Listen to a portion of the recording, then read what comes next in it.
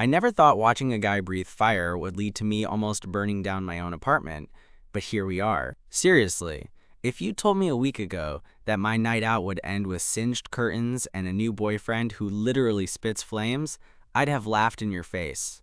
Yet somehow, that's exactly what happened. It all started on a Saturday evening when I was wandering through this artsy little street fair that popped up downtown. I wasn't really looking for anything, just killing time before meeting some friends for dinner. But then I heard this crowd gathering around a small makeshift stage. The smell of popcorn and something smoky was in the air, and people were murmuring excitedly.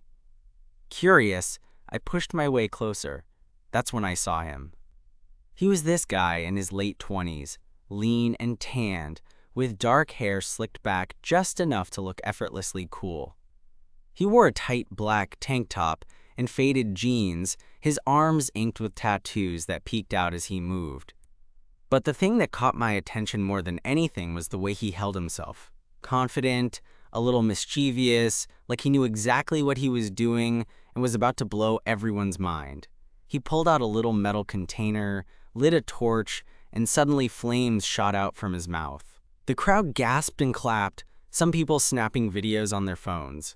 His eyes met mine for a second, just a second, but something about it sent a weird jolt through me, like electricity. When he finished the trick, he grinned wide and said, "You think that was hot? I can show you something hotter." The crowd laughed, but I swear it was like he was talking directly to me. After the show, the crowd thinned out, and I found myself wandering over to where he was packing up his gear. I don't know why, but I felt this strange pull to talk to him. Maybe it was the way he looked so at ease with himself in a world that often makes people like us feel invisible. "Hey," I said, trying to sound casual but probably failing. "That was insane. How do you even learn to do that without blowing yourself up?" He laughed, this low, warm sound that made my chest tighten. "A lot of practice. And maybe a little bit of crazy. Name's Eli. Mark," I said, suddenly feeling stupid for just blurting out my name like that. Eli smiled, the kind of smile that makes you want to know every secret behind it. "So Mark, what's your story? What brings you to this street circus on a Saturday night?" I shrugged, feeling more open than I expected. Just needed a break from staring at my laptop. "Work's been a nightmare lately." He nodded, like he understood more than I was saying. "Sometimes you gotta find your own fire," he said, holding up the torch like it was some sort of magic wand. "Want to see something hotter than flames?" Before I could answer, he leaned in and whispered, "I mean, if you're brave enough." And just like that, I was caught up in something I wasn't prepared for. A night that would burn away all my usual caution and leave me wanting more, not just of the fire tricks, but of him. I hesitated, caught between the thrill of his offer and the usual voice in my head yelling, "Don't do anything stupid." But Eli's eyes were steady, not mocking or pushy, just inviting. That kind of calm confidence is rare, you know? It's the kind of thing that makes you want to lean in, even if you don't fully understand why. "All right," I said, surprising myself. "Show me." He smiled again, this time softer, and motioned for me to follow him down a little alley beside the street fair. It was quieter there, just a few stray lights casting long shadows. I was suddenly aware of the cool night air brushing against my arms, my heartbeat picking up pace. There was something electric about this moment, not just because he was a fire breather, but because it felt like, I don't know, like something real was about to happen. "So," Eli said, setting down his gear and pulling a hoodie over his tank top, "what's your deal, Mark? You mentioned work. What do you do?" I shrugged again, feeling the familiar lump of stress in my chest. "Marketing. Corporate stuff. Lots of emails, meetings, deadlines. Nothing exciting. Mostly just sitting at a desk, staring at a screen until my eyes water." He laughed, but there was no judgment, just this understanding that felt like a balm. "Sounds like a slow death. I'm glad you got out tonight." "Me too," I admitted. Honestly, I wasn't expecting to meet anyone like you. Eli's grin was a little crooked, playful, but honest. "What do you mean?" "Like someone who literally breathes fire for fun. It's not every day you meet a guy who can do that and makes it look effortless." He shrugged, like it was no big deal, but I could tell he was proud. "It's a weird job, but I love it. Keeps me on my toes and, I guess, gets me attention." I nodded, suddenly feeling this urge to ask something I wasn't sure I should but couldn't stop myself. Do you ever get scared? Like, what if something goes wrong? He looked at me then, a trace of seriousness flickering in his eyes. Every time, but that's part of the rush. You learn to trust the fire and yourself. Sounds intense. It is, but hey, life's too short to be safe all the time, right? I found myself smiling, feeling lighter than I had in weeks. There was something about Eli's presence that made the noise of my daily grind fade away. Suddenly, the idea of taking risks didn't seem so terrifying. Then, out of nowhere, Eli reached into his bag and pulled out a small, worn leather journal. I write stuff sometimes, he said, flipping it open. Not fire tricks, words. Keeps me grounded. Curious, I leaned in and glanced at a page filled with messy handwriting. Poems, I realized. Fragments about fire, freedom, and chasing something bigger than yourself. It was raw, honest, and somehow beautiful. You're a poet? I asked, surprised. More like a scribbler, he said, laughing. But yeah, it's my way of making sense of things. I liked that. I liked him. Here was this guy who breathed fire on stage, but also carried his heart in a battered notebook. It felt real, unpolished, human. So I said, closing the journal gently, "What's the hotter thing you mentioned? I'm curious." Eli's eyes sparkled with mischief. Thought you'd never ask. He stood up and pulled me gently to my feet. Come on, I want to show you something. We walked a few blocks away from the fair, past closed shops and quiet streets, until we reached a small rooftop overlooking the city lights. The air was cooler up here, and the view was surprisingly calming, like the city was holding its breath below us. Eli set down his bag and pulled out a small canister of fuel and a lighter. "This is my secret weapon," he said with a grin. Before I could protest or ask questions, he knelt, dipped a cloth into the canister, and carefully ignited it. Then, with a deep breath, he blew a massive plume of fire into the night sky. The flames stretched higher than before, casting a warm glow on his face and making the whole rooftop feel alive. I watched, mesmerized, but then he did something I wasn't expecting. He turned to me, eyes locked, and said, "Your turn." I blinked. "My turn? You want me to—" "Yeah. You want to try? I'll teach you. It's about trust. And a little bit of courage." I laughed nervously. "I'm not sure I'm brave enough." "Mark," he said, stepping closer, his voice low and steady. "Sometimes the hottest things happen when you step outside your comfort zone." And just like that, I was standing on a rooftop, about to learn how to breathe fire. Not because I wanted to be a performer, but because I wanted to see the world through Eli's eyes, even if just for a moment. Something about that night, the city lights, the heat of the flame, and the way Eli looked at me, felt like it was the beginning of something I hadn't even dared to imagine. And honestly, I couldn't wait to find out where it would go next. I took a deep breath, trying to steady the nervous flutter in my stomach. Eli handed me the small canister of fuel and the cloth soaked inside it. "Hold it like this," he said, demonstrating carefully. "Don't rush it. The flame doesn't come from the fuel itself. It's the air you blow that ignites it." I nodded, trying to commit it all to memory, but honestly, I felt like a kid about to touch the stove for the first time. What if I do it wrong and set my face on fire? I half joked, though part of me was seriously wondering. Eli chuckled, his breath warm against my cheek as he crouched next to me. "I'll be right here. You'll be fine. Just trust me." Trust him. Easy to say when the flames are roaring and your brain screaming you're about to get burned. But there was something in the way he looked at me, steady, encouraging, that made me believe him. Maybe it was that rare kind of kindness, or maybe it was just the thrill of the moment, but I felt like if I messed up, Eli would still catch me. He lit the torch again and handed it to me, standing back just enough to give me space, but close enough to jump in if needed. I raised the cloth carefully, took a breath, and blew. The flame sputtered, flickered, then roared out. Holy shit, the heat hit my face instantly. Not the fiery death I imagined, more like standing too close to a campfire on a chilly night. I grinned, surprised at myself, and Eli's face lit up, that crooked smile widening. "See? Not so scary," he said. I laughed, feeling a rush I hadn't had in years. Okay, that was awesome. Also terrifying. Good. Fear keeps you sharp. He took the torch back, then looked at me with this intensity that made me forget the city noise below us. You've got guts, Mark. Most guys wouldn't even try. I felt something twist in my chest, pride mixed with this weird warmth.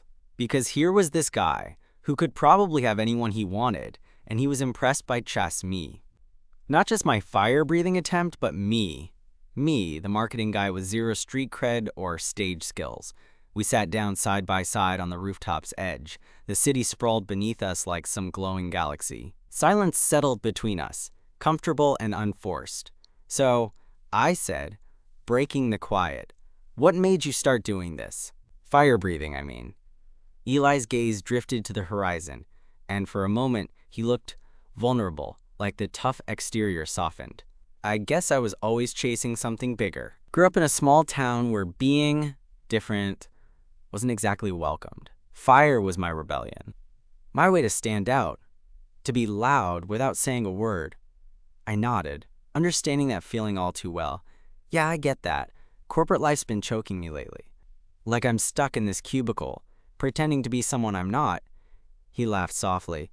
We're both fighting our own fires in different ways. Exactly. And here you are, literally playing with fire. He nudged me gently with his shoulder. Maybe I like to blur the lines. We stayed there a while longer, talking about everything and nothing. Music, bad dates, childhood dreams. I felt this connection building, quiet but undeniable, like we were both tired of pretending and just wanted something real. Then, unexpectedly, Eli reached into his pocket and pulled out a small, crumpled photograph. "This is my little sister," he said, showing me a picture of a girl with bright eyes and a wide smile. "She's my anchor," I smiled. "She's lucky to have you." "Yeah," he said, eyes softening. "She keeps me grounded when the fire gets too wild." I wanted to tell him how much his openness meant to me, but the words caught in my throat. Instead, I just leaned back against the rooftop ledge, letting the night air fill the space between us. Suddenly, Eli's hand found mine.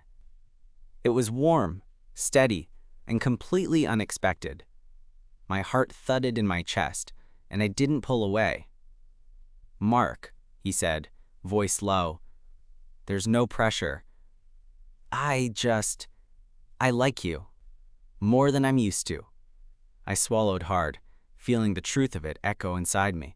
"I like you too," I admitted, the words tasting like something foreign but right. He smiled, his fingers tightening around mine, and for that moment the fire wasn't just in his mouth or on the rooftop, it was between us, something raw and real, burning brighter than any trick he could perform. And as the city lights twinkled below, I knew this was just the beginning. Our hands stayed tangled for a moment longer before Eli finally slipped his fingers from mine, but the warmth lingered in a way that made me want to savor it forever. So I said, trying to shake off the sudden flutter in my chest, "Like, when the crowd disappears?" He shrugged and looked out over the city again, the lights reflecting in his dark eyes. "Depends. Sometimes I head to a dive bar. Sometimes I just wander. Tonight, I'm glad I wandered here instead." I smiled, feeling a little bolder. Yeah, me too. The confidence I'd been missing all week was slowly creeping back, thanks to Eli's easy presence. "So, if I'm lucky, you're not just a fire breather, but also a great bar companion?" "Only if you buy the first round," he teased. Challenge accepted. We made our way down from the rooftop, the city noise growing louder as we hit the busy streets again. Eli led me to this dim, cozy bar tucked between two old brick buildings, a spot I never would have found on my own. The kind of place with sticky floors and a jukebox in the corner playing a mix of classic rock and indie folk. We snagged a corner booth, and as we settled in, Eli's relaxed smile returned. "So, Mark the Marketer, what's the wildest thing you've done lately besides almost torching yourself?" I laughed, shaking my head. "Honestly, probably trying to survive a day full of back-to-back Zoom calls without losing my mind." He snorted, clearly not impressed. "We've got to fix that." I glanced at him, curious. "And how do you suggest we do that?" "By getting out of your comfort zone even more." "Fire breathing was step 1, he said, raising his glass. "Step 2 might involve karaoke." "Karaoke?" I asked, uncertain. "I can't sing to save my life." That's precisely why it's perfect, he said, eyes twinkling. You don't have to be good. You just have to be brave. I considered it. There was something contagious about Eli's enthusiasm. Maybe tonight was about taking chances after all. Fine, I said, holding up my glass. But only if you sing with me. Deal, he said, clinking his glass against mine. As the night wore on, we shared stories, some hilarious, some painfully honest. Eli told me about the time he accidentally set his own hair on fire during a practice session, thankfully just a few singed strands, and the way his sister had been the first person to believe in his dream. I confessed my own fears about feeling stuck, about wanting more but not knowing how to get it.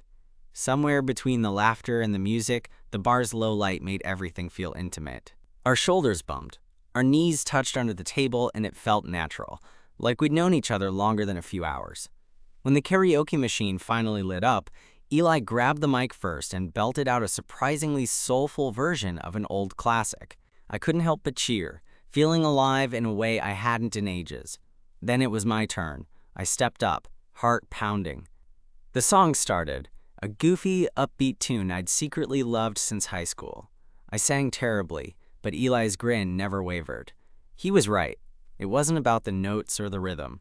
It was about stepping into the moment and just being yourself.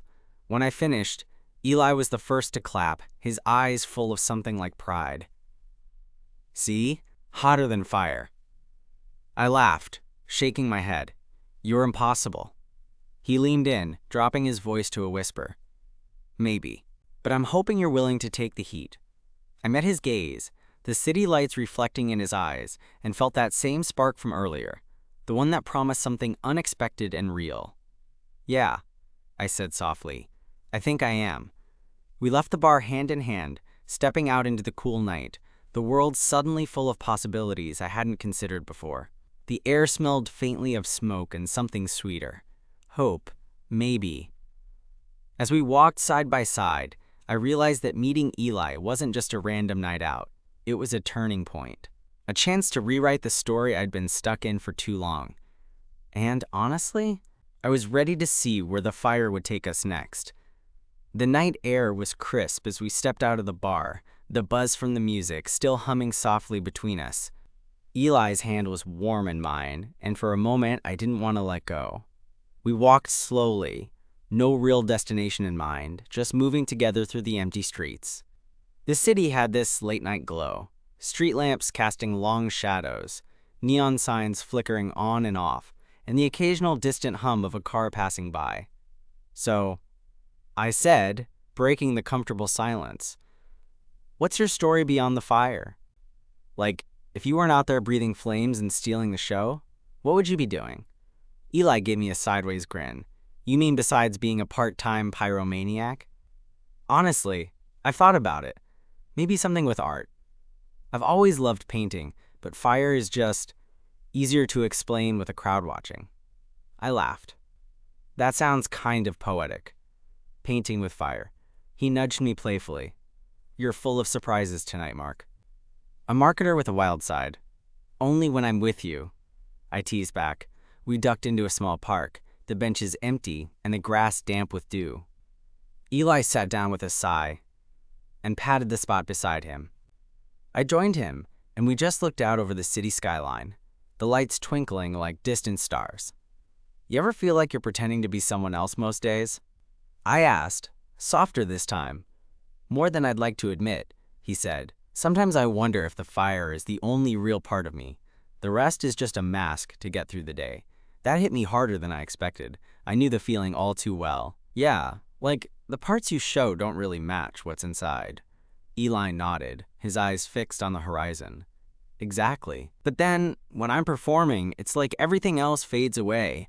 The fear, the doubt, it all disappears. I get it, I said. Work's been killing me lately, but when I'm out here, talking to you, it feels like I'm breathing again. He turned to look at me, that mischievous smile returning. Maybe we're both in need of a little more breathing room. Our eyes locked, and I felt the warmth between us grow. Not from the fire, but something deeper. Connection, maybe. Or the desperate hope for it. Suddenly, Eli reached out and tucked a stray lock of hair behind my ear. The gesture was so tender it made my stomach flip. I'm glad we met tonight, Mark. Me too, I whispered. We sat there a while longer, the silence comfortable, the night wrapping around us like a secret. Then Eli stood up, stretching and brushing the grass off his jeans. You ready to head back? Or do you want to keep wandering? I hesitated, not quite ready for the night to end. I don't want this to end. He grinned. Good, because I've got a crazy idea. Ever heard of a midnight bonfire? I raised an eyebrow. No, but it sounds like trouble. Only the fun kind. Come on. Before I could say no, he grabbed my hand and pulled me to my feet. We made our way to a small clearing he'd mentioned earlier, a quiet spot near the river with enough space to build a fire without raising alarms. Eli kicked some dry wood together, built a small pile, and with a flick of his lighter, flames sprang to life. The fire crackled, casting dancing shadows across his face. He looked like he belonged there, surrounded by firelight and night. Your turn, he said with a grin, handing me the lighter. I hesitated for a beat, then held the flame to the kindling. The fire caught, and suddenly we were both sitting close, watching the flames leap and twist. This is nice, I said, feeling a strange kind of peace. Eli nodded. Yeah, fires have a way of making everything feel simpler. We sat in companionable silence, the fire the only sound apart from the occasional distant call of a night bird. My thoughts drifted to how much had changed in a few hours, how a chance meeting with a fire breather had turned into something unexpected and real. Then Eli shifted closer, his shoulder brushing against mine. You know, he said softly, I'm not great at this stuff. Relationships, I mean, but with you it feels different. I looked over at him, heart pounding. I feel the same. He smiled shyly, and for a moment, the world seemed to shrink until it was just the two of us and the firelight flickering between. Can I kiss you? He asked, eyes searching mine. I swallowed, my answer already racing ahead of me. Yes. His lips were warm and soft, and the kiss was gentle but carried the promise of everything we'd both been too scared to say. When we finally pulled apart, Eli rested his forehead against mine. Thank you for trusting me, he whispered. I smiled, feeling like I could finally breathe freely again. No, thank you. As the fire burned low and the city hummed in the distance, I realized that sometimes the hottest thing isn't the flames you breathe, it's the courage to let someone in. And maybe, just maybe, this fire was only the beginning. The fire's glow wrapped around us like a warm blanket, and despite the chill in the night air, I felt this heat deep in my chest that had nothing to do with the flames. Eli's fingers were still lightly tracing patterns on the back of my hand, and everything around us seemed to blur. The city, the distant hum, even time itself. We stayed like that for a while, just breathing together, wrapped in a quiet that felt more honest than anything I'd experienced in a long time. I kept stealing glances at Eli, at the way the firelight made his skin glow, highlighting the tattoos on his arms and the slight curve of his smile when he caught me looking. You know, I said softly, breaking the silence. I never thought I'd be the kind of guy who learns to breathe fire. He laughed, that deep, easy sound that always made my shoulders relax. And yet, here you are, a natural, I grinned. I guess sometimes it takes a little crazy to beat the boring. Exactly. Eli's eyes sparkled. Life's too short to just watch from the sidelines. I nodded, feeling more connected to him with every word. So, what happens now? Is this just a one-night thing? Because honestly, I'm not ready for this to be over. He looked at me with that same intensity I'd come to crave, like he was trying to read the words written all over my face. Neither am I. There was a pause, that delicious kind where everything hangs in the air, waiting for someone to take a step forward. I don't do casual, Eli said finally, his voice low. If I'm in, I'm all in. The honesty hit me like a punch, and for the first time in what felt like forever, I wanted the same thing. Good. Because I'm tired of playing it safe. We laughed, relief and excitement mingling between us. It was like we'd both been holding our breath and finally exhaled. The fire flickered, and I realized how late it was. I should probably head back soon, I said reluctantly. Eli stood, brushing off his jeans. Want me to walk you? I nodded. grateful for the company. As we started back toward the city lights, the streets felt different. Less lonely, more full of promise. We talked about everything and nothing, our voices low and easy, sharing dreams that seemed suddenly within reach. At one point, Eli stopped and pulled me into a quiet courtyard, the moonlight casting silver shadows around us. He looked nervous for the first time, biting his lip just a bit. "What's on your mind?" I asked gently. He hesitated, then reached out, cupping my face with his hand. "I'm scared," he admitted. "Scared of getting close, of getting hurt." I swallowed the lump in my throat. "Me too." He smiled, a little shaky but real. "But with you, it feels worth it."